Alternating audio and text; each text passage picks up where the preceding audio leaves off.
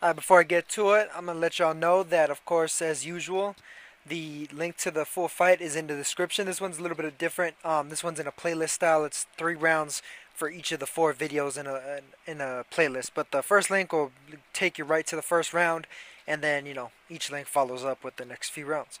So without further ado, let me get to it.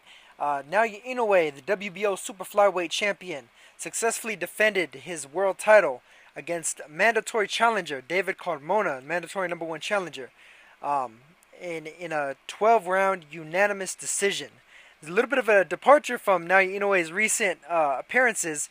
He had been knocking a lot of guys out, knocked out the world champion initially, Omar Narvaez, and then came about and knocked out his last mandatory, Warlito Perenas.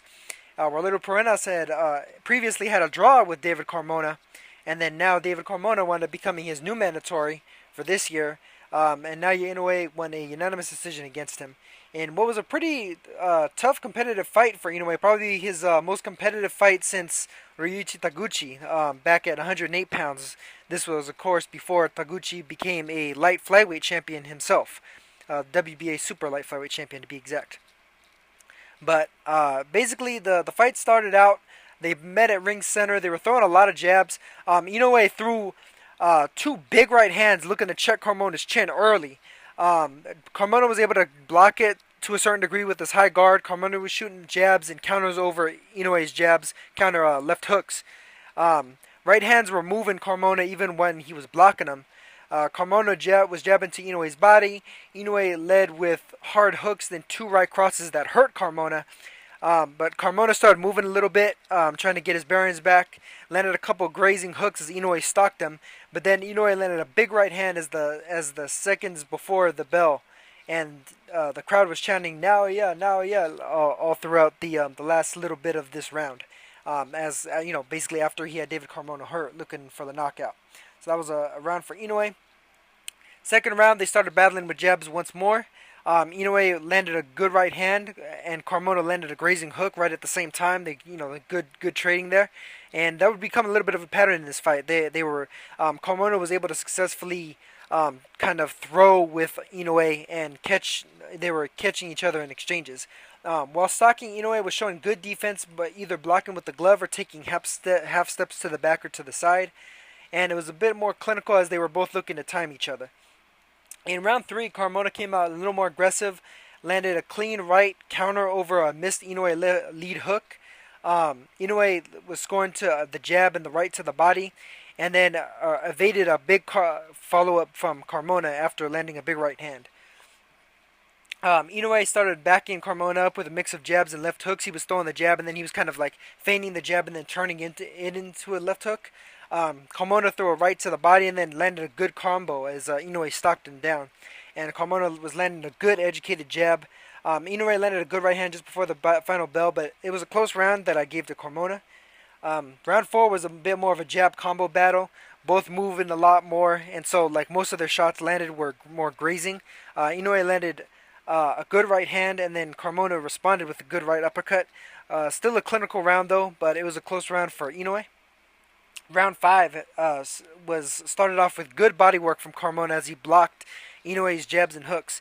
Inoue responded with a heavy combo, pinning Carmona up against the ropes, and landed two big right hands as Carmona escaped. A second combo against the ropes, and they started trading right hands, and Inoue was winning the exchange. The round ended with Inoue stalking for power shots. That was another round to Inoue.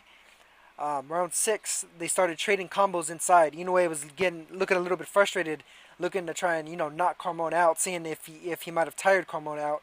But Carmona was landing heavy with the right hand and the hook to the body. Inoue started landing heavy to the body in response, and then Carmona was responding to that with his own body shots.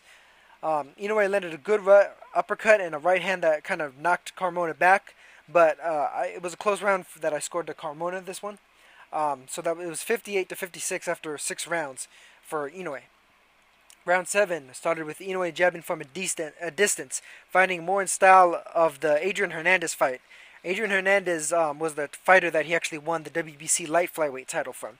Hernandez had been trying to stalk Inoue with big right hands and left uppercuts on the inside, and basically he was seeing kind of some of the same stuff in Carmona, where Carmona was able to hang with Inoue on the inside, but Inoue had better success on the outside, trying to potshot Carmona because Carmona didn't quite have the same amount of hand speed and foot speed in order to get his shots there the way Inoue was able to. Um, so Inoue started fighting that way. Carmona's jab and high guard was still making it difficult for Inoue to land his power shots, but Inoue was landing the jab very well and landed a couple good 1-2s. So that was another round for Inoue. Round 8, Inoue started stalking Carmona, landing the heavy jab, right, left hooks to the body. It was a big, jab, right, left hooks that Carmona was landing, and Carmona was blocking Inoue's shots very well with his gloves. Round 8 I gave to Carmona, so it was 77-75 after 8 rounds. Very close fight up until this point. Round 9, more of a clinical jab fest. Lots of feints and stalemate exchanges. They were both kind of grazing with their shots. Neither of them landing very clean. Both of them showing a lot of technical proficiency in mixing up their offense with their defense. A little bit more on the defensive side because both of them were making each other miss. But I gave it a close round to Inoue because Inoue landed a good short hook, probably the best punch of the round. 87-84 after 9 rounds. Round 10 started similarly to the last few rounds, a bit more of a clinical fight. But Inoue managed to throw a little bit of a changeup. He threw the right hand as a lead, then the jab as the second punch in the combo, twice in a row, which stunned Carmona. Inoue then landed a big right hand to the body, and Carmona looked hurt real bad. But he kept coming forward, and then he ate a 1-2. Carmona started moving a little bit more side to side. Landed a couple of grazing right hands to exchange with Inoue. Inoue backed off a little bit, but then started throwing jabs to the body in order to punctuate the round. Round 11, they both started leading with the jab once more. Eventually, Inoue started landing with power shots. Carmona started responding. Inoue's were slightly harder, and they were trading on the inside evenly. At this point, I had it 107-102 for Inoue. He was well ahead on the cards. Round 12, they both came out looking for a knockout. They were both trading heavy body shots. Heavy body shots. If you just want to see a body war, just watch the 12th round. Both landing heavy body shots looking for the knockout. Carmona got stunned slightly, and Inoue moved upstairs for the KO. Started hurting Carmona badly up against the ropes, and Carmona wound up getting knocked across the ring and then going down from accumulation of punches. There was only 20 seconds left, however, once the 10 count had been reached, and Carmona beat the 8 count, of course. And Inoue was still trying for the KO, but he looked real upset as the final bell rang, and basically kept him from getting the 12th round knockout.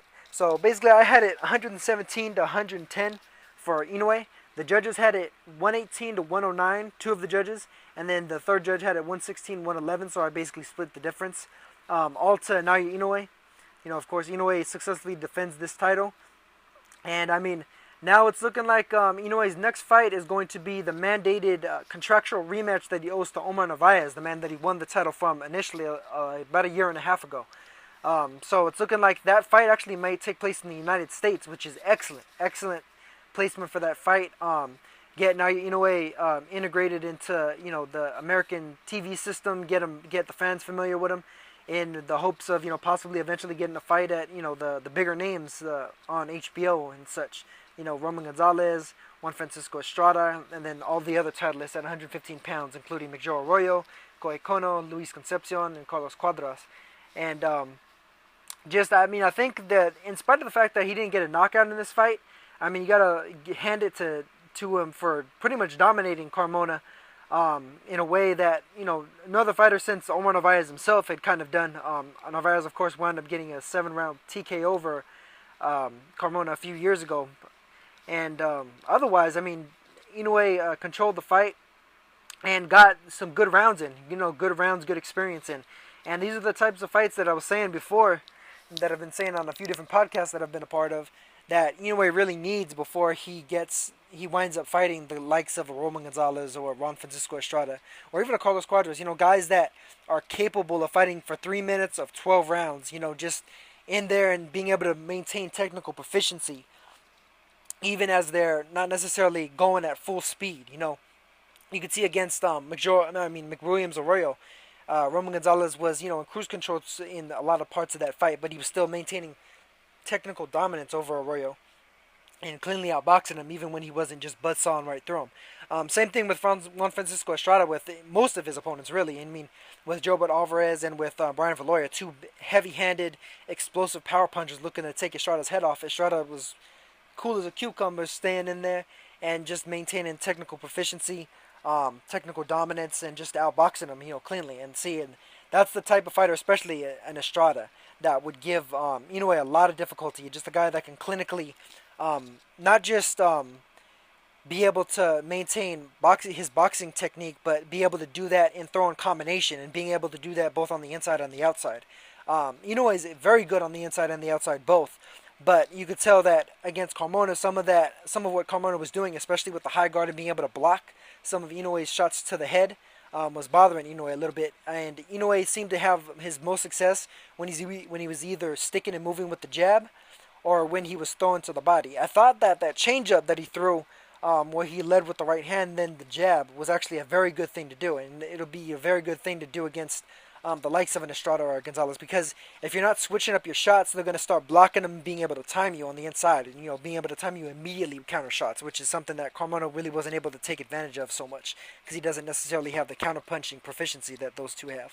So this is a good win for Inoue. Solid experience for him. It's good to see him get some rounds in since he first appeared at 115 pounds. He hadn't been getting really very many rounds in, and the injuries had kind of marred him. After this fight, they had said that Inoue had supposedly, I guess, messed up his right hand again and possibly hurt his left hand to a certain degree. Although it's not known the full extent of the injuries, I'm sure he probably just maybe bruised them up a little bit, because you could see that throughout the fight, for the most part, he didn't seem to necessarily be favoring his hands. It didn't seem like he was necessarily hurting them until the last round. In the last round, it seemed like after knocking Carmona down, like his right hand might have been a little bit hurt. Like one of those last shots up high on the head might have hurt it a little bit. But overall, I doubt he'll be out for too long. They're probably going to try and get that Omar Narvaez fight in before the fall. And then hopefully basically line Naoya Inoue up for some of the bigger names. I do know that Paul Butler versus Petbangborn Kokijim is going to be the next mandatory contender, so that'll probably won't be mandated for Inoue to fight until about a year from now. So Inoue could probably get the Narvaez defense in, and then potentially one more fight before then. But should Paul Butler win that fight, I think that would be a huge fight to have either in the U.S. or the U.K. be able to get show the super flyweight some love and get some more money into the division. Showcase Inoue in the United Kingdom. Inoue would definitely be favored. I'd definitely favor him over Paul Butler in that fight. Although Paul Butler is a strong former champion himself. But as for Inoue, I mean, just still looking like the sky's the limit for the most part. Good experience here, and rematch with Narvaez potentially could be better experience should Narvaez manage to hold up to his shots a little bit better in the rematch. Not sure if that'll happen though, but I think Paul Butler would probably actually be even better experience, because it even took Zolani Tete a while to break down Butler and finally knock him out. So I think he could provide some more needed rounds for Inoue, and there's a couple other fighters out there that could potentially do it too. But he's looking for the big names, big money fights with Gonzalez and Estrada. But Gonzalez and Estrada, of course, they're only barely probably going to be making their debuts to 115 pounds later this year too. So they can each use one fight to kind of get warm at the weight, and both win titles potentially. And then from there, either fight each other, fight Inoue, or fight some of the other titleists. I mean, 115 is looking like it's about to become a packed division with all these guys in it. A lot of very good fighters. Naoya Inoue, Major Arroyo, Joro Nakajas, Kohei Kono, Luis Concepcion, Carlos Cuadras, Sisakit, Sorongvisai, Roman Gonzalez, and Juan Francisco Estrada. All top fighters. Very good champions and title contenders. Khalid Yafai as well. I forgot to mention him. You got Rex Cho out there from Hong Kong, another good fighter. And I mean, just it's heating up, man. Super Flyweight's about to be a very, very entertaining division. So, I mean, just be on the lookout, and that's it for this one. On to the next.